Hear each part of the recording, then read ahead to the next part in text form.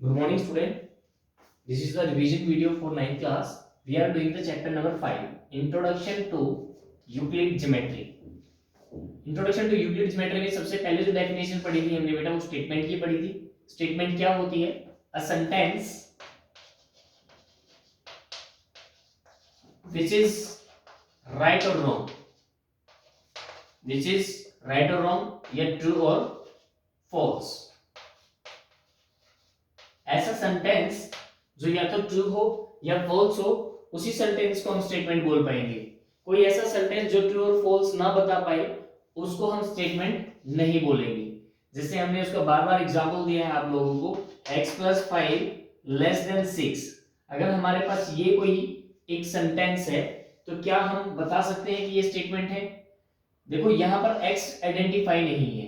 x identify होने के ना होने के कारण हम यहाँ पर ये नहीं बता सकते ये ट्रू होगी या फॉल्स होगी. तो इस टाइप की जो सेंटेंस होंगे उसको हम स्टेटमेंट नहीं बोल पाएंगे, जो ना तो ट्रू बता पाए और ना ही फॉल्स बता पाए. इसके बाद स्टेटमेंट के बाद हमने पढ़ा था थ्योरम. थ्योरम क्या होता है?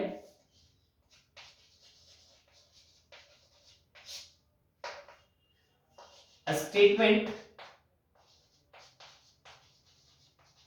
which needs the proof.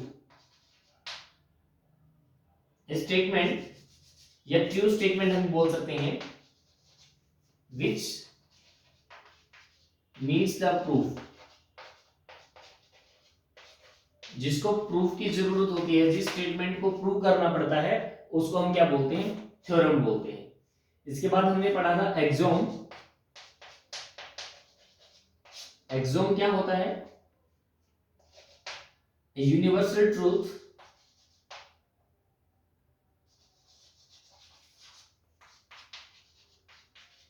which used in every branch of math.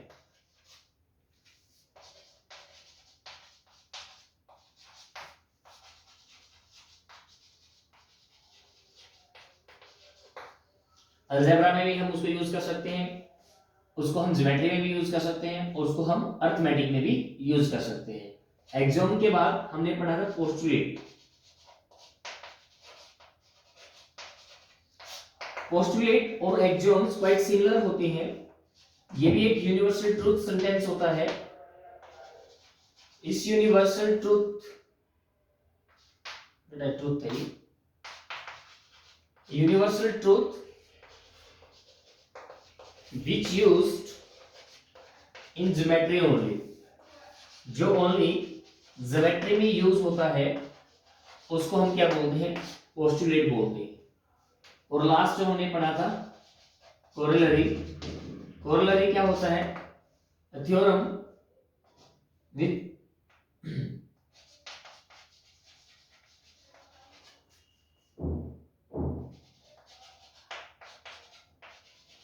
which needs another proof. Corollary एक ऐसे टाइप की थ्योरम्स होती हैं जिसमें हम दूसरी थ्योरम की हेल्प से उसको प्रूव करते हैं, तो वो होती है कोरोलरी.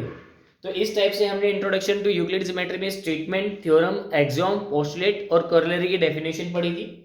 उसके बाद हमने पढ़ा था कि कुछ जो टर्म्स होती हैं मैथ्स में वो अनडिफाइंड टर्म होती हैं, जैसे पॉइंट हो गया, प्लेन हो गया, सरफेस हो गया. ये जो टर्म्स हैं इनके बारे में हम कुछ बता तो पाते हैं आप लोगों को, ये एज ए एग्जांपल शो कर पाते हैं, लेकिन जब हम इनकी डेफिनेशन देना चाहें तो डेफिनेशन में इनको अच्छे से हम डिफाइन नहीं कर पाएंगे. सो ये जो सभी टर्म्स होंगी हमारे ये अनडिफाइंड टर्म है. देखिए क्या क्या है ये? A point, line, plane and such more terms. ठीक है भाई. नेक्स्ट देखिए, नेक्स्ट क्या है?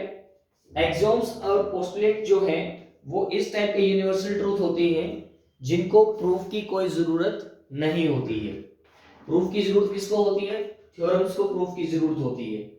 तो एक्सोम्स देखिए बेटा, जो आपके चैप्टर में एक्सोम्स करवाए गए हैं आप लोगों को.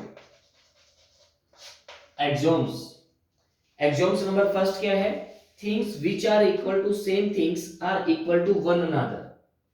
Things which are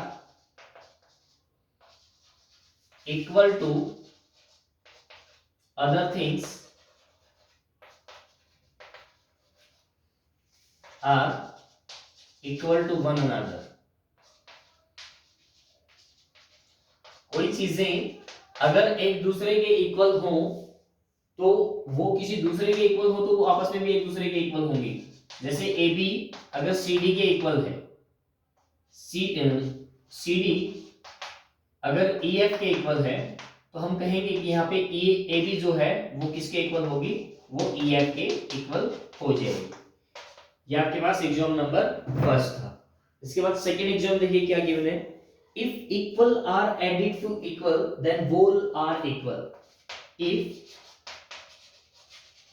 equal are added to equal then whole are equal। क्या होता है, अगर आपके पास x इक्वल टू वाई है, अगर हम दोनों साइड सेम टर्म को ऐड कर ले तो रिजल्ट जो रहेगा, होल जो रहेगा वो भी क्या रहेगा, इक्वल रहेगा। ये आपका एग्जाम नंबर सेकंड था। थर्ड देखिए, थर्ड में क्या गिवन है, if equal are subtracted from equal. If equal are यहां पर एडिड था, एडिड की बजाय अगर सब्ट्रैक्टेड हो जाए तब भी रिजल्ट क्या रहेगा, इक्वल रहेगा। अगर x इक्वल टू वाई है, इन दोनों में से हम सेम चीज को सब्ट्रैक्ट कर रहे हैं, तब भी हमारे पास जो रिजल्ट रहेगा रिमेनिंग, तो वो भी क्या होगा, इक्वल होगा। ओके, ये आपके पास एग्जाम नंबर थर्ड था। फोर्थ देखिए क्या है, things which coincide with one another are equal to one another. देखिए फोर्थ में क्या कहा है, things which coincide to one another are also equal to one another. देखिए इसके बारे में, फोर्थ एग्जाम के बारे में क्या कहा है, इन्होंने कहा है कि आपके पास कोई एसी लाइन है, ठीक है भाई, अगर बी इस पर कोई पॉइंट है तो A B plus B C अगर ए सी को कोइंसाइड कर रहा है, A B plus B C complete A C को कोइंसाइड कर रहा है, तो ये दोनों जो होंगे A B plus B C और ए सी आपस में क्या होंगे, ये इक्वल होंगे। गेट इट भाई, ये आपके पास एग्जाम नंबर फोर्थ था। फिफ्थ देखिए क्या है, wall is greater than the part. देखिए सपोज कीजिए कि आपके पास वॉल कंप्लीट ये है, इसमें से कोई भी पार्ट लीजिए, हमेशा जो पार्ट रहेगा वो वॉल से स्मॉलर रहेगा, और वॉल जो रहेगा वो पार्ट से हमेशा क्या रहेगा, ग्रेटर रहेगा। सिक्स्थ पोस्टुलेट देखिए बेटा क्या गिवन है आपको, things which are double of the same things are equal to one another. Things which are equal to double of same thing. Suppose कीजिए कि आपके पास जो x है वो इक्वल है 2y के, आपके पास z है वो भी 2y के इक्वल है। अगर कोई दो चीजें किसी सेम चीज के डबल के इक्वल है तो वो आपस में भी क्या होंगी भाई, वो आपस में भी इक्वल होंगी। यह आपके पास एग्जाम नंबर 6 था। एग्जाम नंबर 7 देखिए क्या गिवन है आपको, things which are half of the same things are equal to one another. देखिए अगर यहाँ पे कहा जाए कि ये 6 था आपके पास, 7 पोस्टुलेट देखिए क्या गिवन है एग्जाम, अगर थिंग्स हाफ हो किसी चीज के तो फिर भी वो क्या रहेंगे आपस में, फिर भी वो आपस में इक्वल रहेंगे। Get it. इस टाइप से हमारे बेटे यहाँ पर 7 एग्जाम्स दिए गए हैं आपकी बुक में। इन 7 के 7 एग्जाम्स की क्लैरिफिकेशन आपको पता होनी चाहिए। उसके बाद पोस्टुलेट देखिए, आपको 5 पोस्टुलेट भी गिवन है। 5 पोस्टुलेट्स देखिए क्या क्या गिवन है।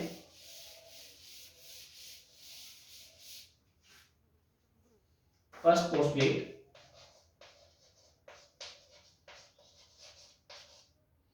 पोस्टुलेट्स आपके पास फर्स्ट पोस्टुलेट क्या है, a straight line may be drawn from any one point to any other point।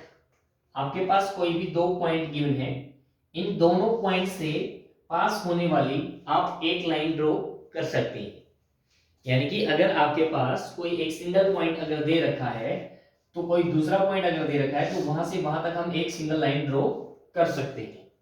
ये आपका पोस्टुलेट नंबर फर्स्ट था। पोस्टुलेट नंबर सेकंड देखिए क्या कहा है उन्होंने, a terminating line can be produced infinitely। Terminated line क्या होती है भाई? सपोज कीजिए कि ये लाइन आपके पास टर्मिनेटेड है, टर्मिनेटेड मींस इसके एंड पॉइंट है, तो इसको हम दोनों साइड एक्सटेंड कर सकते हैं, इनफाइनाइटली हम इसको आगे पीछे दोनों साइड बढ़ा सकते हैं। तो ये आपका पोस्टुलेट नंबर सेकंड था। थर्ड पोस्टुलेट क्या गिवन है? A circle can be drawn with any centre and any radius. कहीं पर भी बेटा पॉइंट ले लीजिए, अगर हमारे पास कोई भी रेडियस है, उस रेडियस से हम क्या कर सकते हैं? सर्कल ड्रॉ कर सकते हैं। अगर रेडियस हमने चेंज करते रहेंगे तो सर्कल भी चेंज होता रहेगा। तो इस टाइप से हम किसी भी पॉइंट से, किसी भी रेडियस से कहीं पर भी सर्कल ड्रॉ कर सकते हैं। नेक्स्ट फोर्थ पोस्टुलेट देखिए क्या गिवन है? All right angles are equal to one another. देखिए बेटा राइट एंगल क्या होता है? राइट एंगल जिसका 90 डिग्री हो मेजरमेंट, उसको हम राइट एंगल बोलते हैं।